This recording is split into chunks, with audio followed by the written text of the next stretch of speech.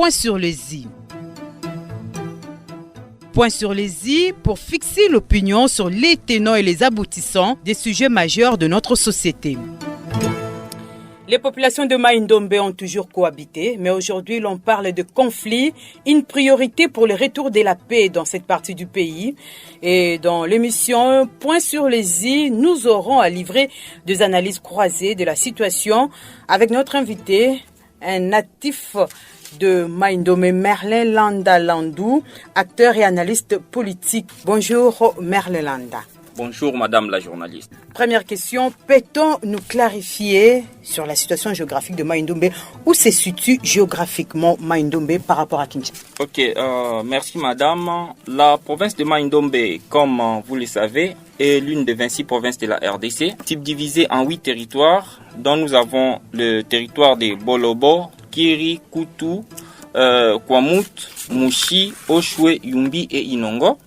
La province a une superficie de 127 243 km².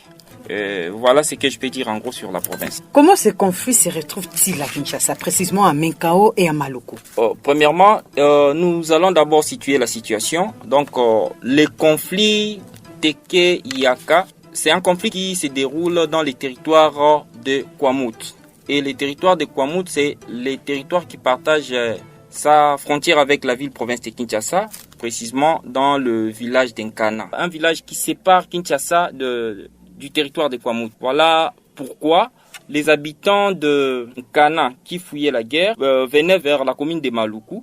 Et ils se retrouvaient également à Menkao. Et oui, effectivement, Menkao, c'est une partie de la commune de Maluku. Voilà pourquoi ils sont à Menkao et à Maluku. En fait, le conflit est parti d'un village Bokala. Le problème était, le chef des villages ont commencé à surtaxer le fermier qui avait des terres dans ces coins du pays. Et de là, il y avait un chef coutumier Epuma qui devait négocier avec un fermier Yaka. Et le monsieur, quand il est allé faire voir la situation auprès du chef coutumier, les adeptes du chef coutumier Epuma ont attaqué le monsieur. Au retour vers sa maison, le monsieur était mort. La famille de celui qui était décédé cherchait à ce qu'elle puisse se venger. Du coup, les Teke aussi ont cherché à se défendre et puis ils ont encore tué 4 Yaka. Et en ces moments-là, les Teke qui s'attaquaient à tout le monde. Et voilà comment... Donc les non-autochtones. Voilà, les non-originaires de Kwamut, voilà.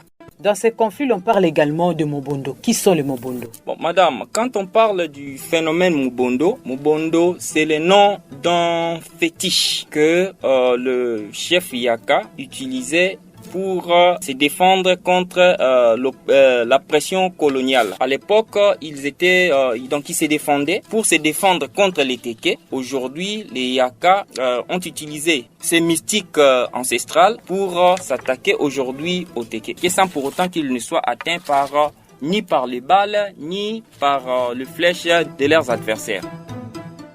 Point sur les i. Point sur les i pour fixer l'opinion sur les tenants et les aboutissants des sujets majeurs